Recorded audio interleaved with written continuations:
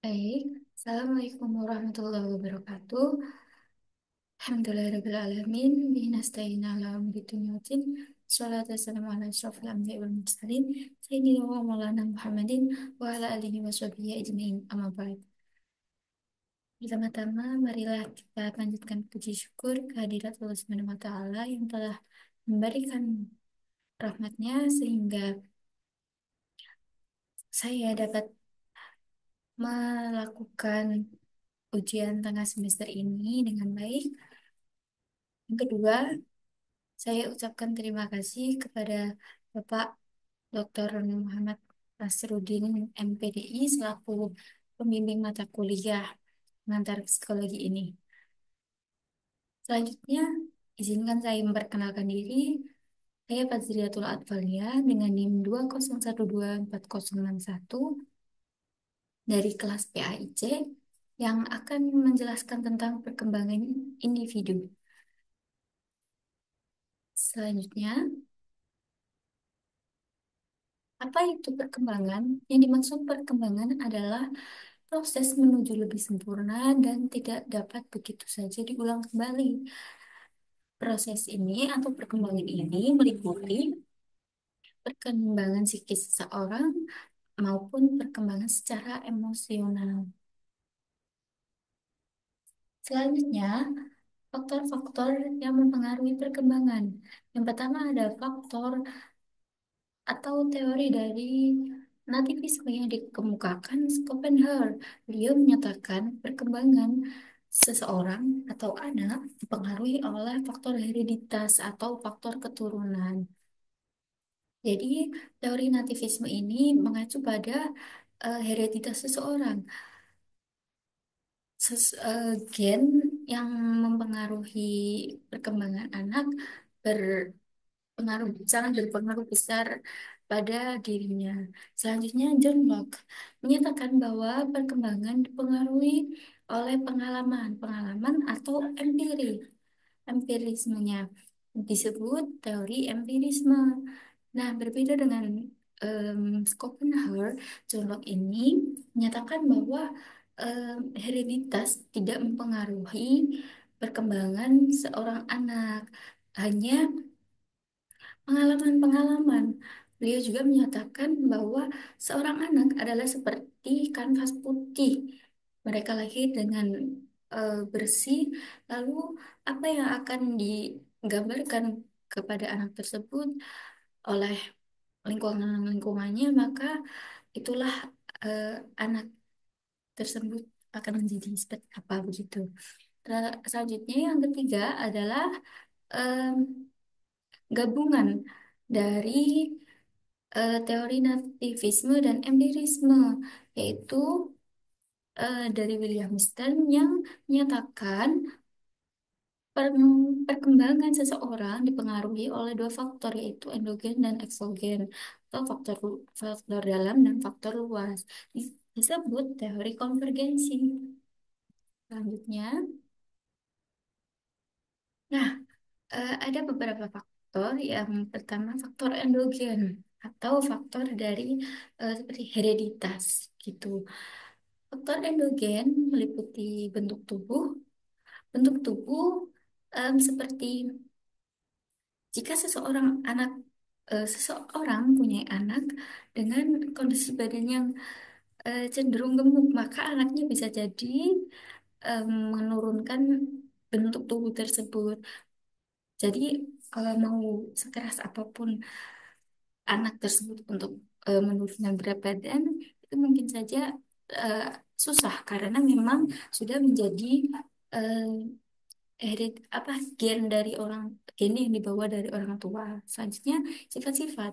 Sifat-sifat sendiri eh, sering kita dengar bahwa buah jatuh tidak jauh dari pohonnya. Jadi sifat yang dimiliki oleh orang tua akan atau bisa jadi menurun kepada anak tersebut. Apabila seorang orang tua mempunyai sifat atau emosional yang cukup tinggi, yang seperti pemarah atau keras, mungkin saja anaknya dapat menuruni sifat tersebut. Selanjutnya inteligensi atau kecerdasan. Nah, kecerdasan sendiri berpengaruh berpengaruh atau faktor yang mempengaruhi perkembangan seorang anak. Jadi, apabila eh, seorang tua memiliki IQ yang cukup tinggi, bisa jadi anak tersebut juga memiliki IQ yang tinggi pula. Nah, selanjutnya bakat. Bakat seperti yang kita lihat-lihat, yang sudah kita lihat, banyak artis bisa dilihat eh, apabila dia mempunyai kecenderungan atau mempunyai bakat menyanyi, bisa jadi bakat tersebut diturunkan kepada sang anak. Gitu. Selanjutnya yang terakhir dari faktor endogen yaitu penyakit atau cacat. Nah, penyakit atau cacat ini juga berpengaruh kepada perkembangan anak, seperti penyakit asma atau penyakit paru-paru atau penyakit bawaan begitu. Yang dimaksud penyakit bawaan berarti penyakit yang diturunkan dari orang tua gitu. Selanjutnya ada faktor eksogen. Faktor yang pertama itu lingkungan. Jadi bagaimana lingkungan membentuk seorang anak itu sangat berpengaruh pada perkembangannya. Jika anak tersebut berkembang di lingkungan yang ramah, yang terbuka, anak tersebut memiliki karakter yang ramah pula karena dia mengikuti apa yang dia lihat dari lingkungannya. Sebaliknya, apabila anak eh, hidup dalam lingkungan yang keras atau terdapat seorang kriminal, mungkin saja anak tersebut bisa mengikuti. Jadi perkembangan anak tidak semestinya. Selanjutnya ada makanan. Makanan sendiri eh, berpengaruh besar terhadap perkembangan anak. Nutrisi atau gizi yang diperoleh anak eh, atau oleh seseorang dalam perkembangannya dapat mempengaruhi eh, apabila nutrisi seorang anak eh, kurang atau belum terpenuhi, maka perkembangannya pun akan berbeda atau lebih lambat daripada yang lainnya. Selanjutnya, faktor iklim atau cuaca. Nah, faktor iklim atau cuaca ini berpengaruh pula terhadap perkembangan seorang anak. Berbeda dengan anak yang hidup di area pegunungan atau daerah yang cenderung dingin, mereka akan memiliki em, emosional yang rendah. Maksudnya mereka akan lebih kalem, lebih adem yang karena em, terpengaruhi oleh lingkungannya atau cuaca, sorry, cuaca berbeda dengan yang hidup di pesisir karena hawanya panas, eh, anak tersebut bisa jadi emosional. Jadi karena panas, eh, otak kita atau tubuh kita merangsang untuk eh, apa namanya, untuk mendapatkan adem, mendapatkan hawa yang lebih sejuk. Selanjutnya budaya, budaya sangat berpengaruh kepada perkembangan seorang anak.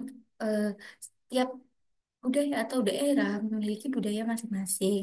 Jadi tidak heran apabila satu anak dengan anak yang lain yang tinggal atau besar di daerah yang berbeda, maka eh, sifat atau pembawaannya pun akan berbeda juga. Yang terakhir dari faktor eksogen yaitu kedudukan dalam keluarga. Nah, kedudukan dalam keluarga ini seperti apakah anak itu anak pertama, anak kedua, atau anak terakhir dan anak selanjutnya. Nah, eh, anak pertama mereka cenderung lebih keras kepala begitu, berbeda dengan anak terakhir. Anak terakhir mereka lebih manja karena merasa dia paling kecil sendiri di keluarga. Berbeda lagi dengan anak yang anak tunggal gitu. Anak tunggal lebih dia karena kedudukannya sendiri, jadi apapun yang dibutuhkannya itu pasti didapatkan. Jadi anak tersebut bisa lebih manja dari anak-anak yang lainnya. Selanjutnya,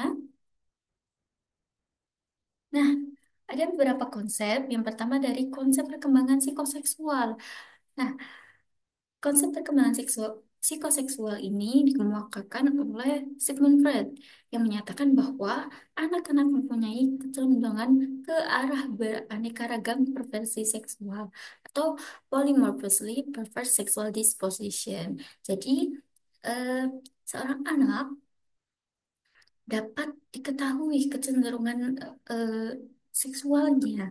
Mereka akan mulai merasa bahwa mempunyai apa namanya, mempunyai ketertarikan antar lawan jenis gitu. Nah, selanjutnya konsep perkembangan kognitif.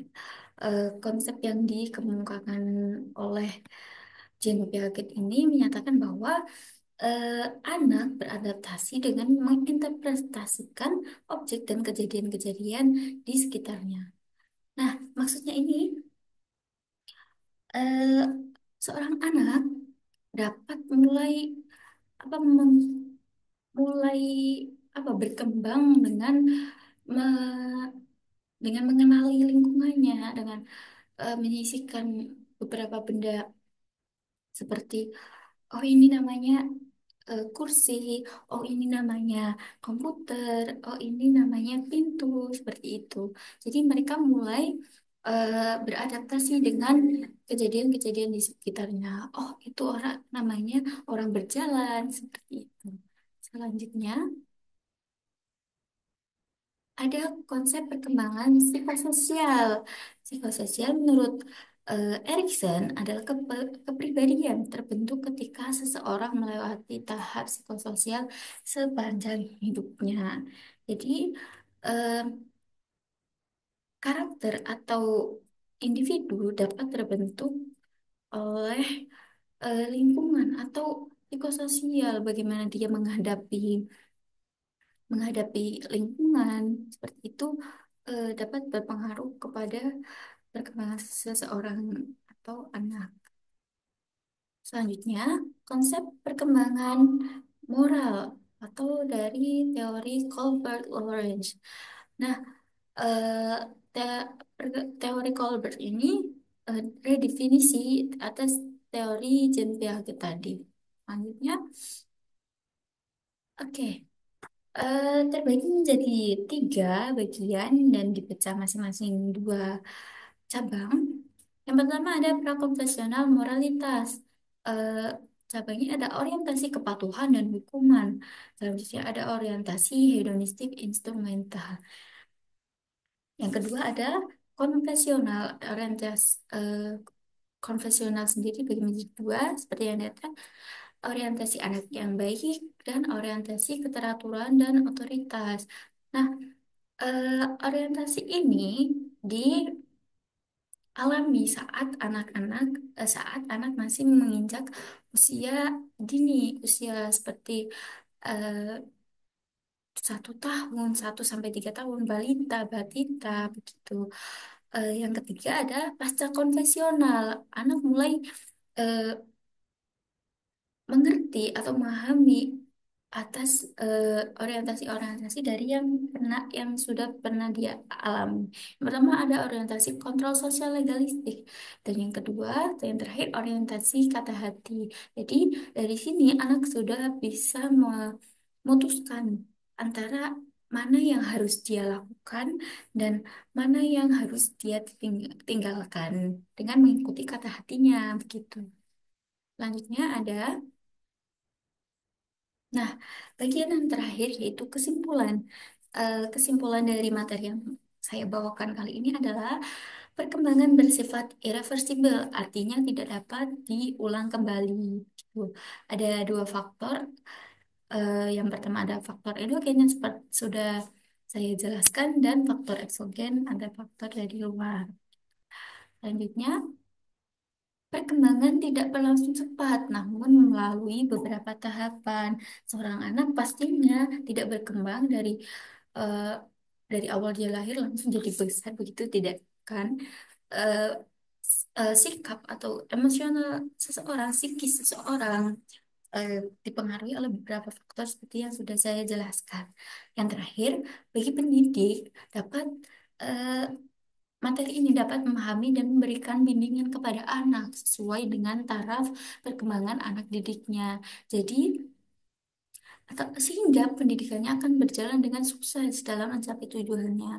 Jadi, dalam mempelajari atau memahami materi ini, kita dapat menerapkan materi ini ke dalam kehidupan kita apabila kita akan menjadi seorang pendidik atau pengajar. Berikutnya, baik, itu saja yang dapat saya sampaikan. Apabila terdapat salah kata atau salah ucap dan misinformasi, saya mengucapkan maaf yang sebesar-besarnya. Wassalamualaikum warahmatullahi wabarakatuh.